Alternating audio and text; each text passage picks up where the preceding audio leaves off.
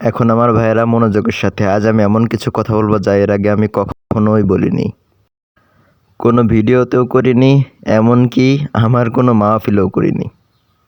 কিছু কথা এমনও আছে। যেহেতু মহরমের মাস চলে এসেছে তাই ভাবলাম এটা একটু বয়ান করেই দিই। তো 8টা বিষয় আমি ওয়ান বাই ওয়ান ডিসকাস করব। প্রথমে 2-3টা কিছু আলোচনা করে নে, তারপর সব বাকি তোগুলা। গাদিরে কওমের হাদিসের প্রথম বিষয়, সহিহ মুসলিম ইন্টারন্যাশনাল নাম্বারের মোতাবেক 4টা সনদ রয়েছে এটার, 6225 থেকে 6228 পর্যন্ত সৈয়দুনা আলী ফাজাল বর্ণিত হয়েছে। তার যে প্রথম হাদিসটা আছে তা হলো সহিহ মুসলিম 6225 নম্বর, সৈয়দুনা যায়েদ ইবনে আরকাম থেকে, সৈয়দুনা অলুনথে, আর এনার মজলিসেই নবী সাল্লাল্লাহু আলাইহি ওয়াসাল্লাম দাওয়াতের হক কথা প্রচার করতেন। কারণ এখন যেভাবে কাবা শরীফে যাওয়া যায় তখন তো এইভাবে যেতে দিত না, তা আমরাও দারে আরকামের মতো একটা মজলিস সাজিয়েছি।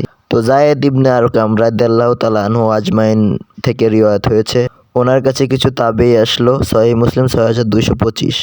ওনারা বলল, যায়েদ আপনি কত সৌভাগ্যবান, আপনি শুরুতে ইসলাম কবুল করেছেন, আপনি নবী সাল্লাল্লাহু আলাইহি ওয়াসাল্লামের পেছনে নামাজ পড়েছেন, তার সাথে জিহাদে গিয়েছেন, তার কাছ থেকে ডাইরেক্ট হাদিস শুনেছেন, তার সাথে থেকেছেন, আপনি তো অনেক সৌভাগ্যবান। আমরা আপনার কাছে শুধু এই জন্য এসেছি যে আপনি আমাদের এমন কোনো কথা শোনান যা আপনি নিজের কানে নবী সাল্লাল্লাহু আলাইহি ওয়াসাল্লামের কাছ থেকে শুনেছেন। তো যায়েদ ইবনে আরকাম বলল যে আমি অনেক বুড়ো হয়ে গিয়েছি, সব কথা তো আমার মনে নাই, এজন্য আমাকে ক্ষমা করো, কিন্তু একটা প্রয়োজনীয় কথা আমার মনে আছে। আপনি সাল্লাল্লাহু আলাইহি ওয়াসাল্লাম যখন হজ্জাতুল বিদা থেকে ফিরে আসছিলেন মৃত্যুর 3 মাস আগে, তো মক্কা আর মদিনার মধ্যবর্তীতে একটা খুম নামে জায়গা ছিল, পানির জন্য জানা হতো গাদির। আর এই কথা হলো 18 জিলহজ মাসের 10 হিজরিতে, আর 12 হিজরিতে আপনি সাল্লাল্লাহু আলাইহি ওয়াসাল্লামের মৃত্যু হয়ে যায় রবিউল আউয়াল মাসে। তারিখ ঠিক নাই কিন্তু দিন সোমবার ছিল, বুখারীতে আছে। আপনি সাল্লাল্লাহু আলাইহি ওয়াসাল্লাম খুম নামী গ্রামে খুতবা দিলেন, আর কথাগুলো অনেক ভারী ছিল, আমরা আমাদের এইখানেও লিখে রেখেছি। হে মানুষেরা, সাক্ষী হয়ে যাও, আমি একজন মানুষ এবং আল্লাহর ফেরেশতা, মৃত্যুর ফেরেশতা চলে আসুক এবং আমি তার দাওয়াত কবুল করে নেই।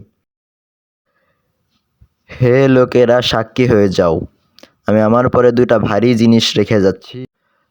তাদের মধ্যে প্রথম জিনিস আল্লাহর এই কিতাব, এর মধ্যে হিদায়াত আছে, এর মধ্যে নূর আছে। আল্লাহর কিতাবকে ধরো এবং আল্লাহর কিতাবের সাথে সংযোগ স্থাপন করো, কারণ এটা আল্লাহর কিতাব, আল্লাহর রশ্মি। যে ধরবে সে হিদায়াতের উপর, আর যে ছেড়ে দেবে সে গুমরাহ হয়ে যাবে। তখন যায়েদ ইবনে আরকাম বললেন যে আপনি সাল্লাল্লাহু আলাইহি ওয়াসাল্লাম তারবিক দিতে থাকলেন, আল্লাহর কিতাব, আল্লাহর কিতাব, আল্লাহর কিতাব, কিন্তু উম্মত ছেড়ে দিয়েছে। আর তারপর আপনি সাল্লাল্লাহু আলাইহি ওয়াসাল্লাম বললেন যে 2 নম্বর জিনিস হলো আমার আহলে বায়েত। আমি আমার আহলে বায়েতের ব্যাপারে তোমাদের ভয় দেখাচ্ছি, আমি আমার আহলে বায়েতের ব্যাপারে তোমাদেরকে ভয় দেখাচ্ছি, আমি আমার আহলে বায়েতের ব্যাপারে তোমাকে আল্লাহর ভয় দেখাচ্ছি। আচ্ছা, জানা কথা, ওই সময় কিছু লোক মজুদ ছিল, তাদের কান খাড়া হয়ে গেল, কারণ হযরত মুয়াবিয়া ইবনে সুফিয়ানের রাজত্ব ছিল।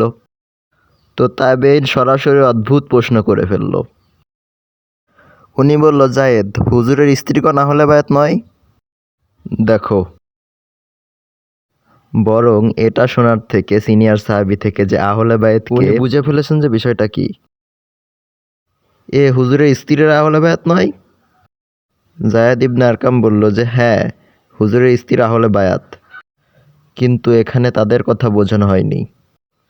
এখানে তো নবী সাল্লাল্লাহু আলাইহি ওয়াসাল্লামের বংশ উদ্দেশ্য, আলে আলী, আলে আকিল, আলে আব্বাস, আলে জাফর, ওনরা উদ্দেশ্য আহলে বায়াত।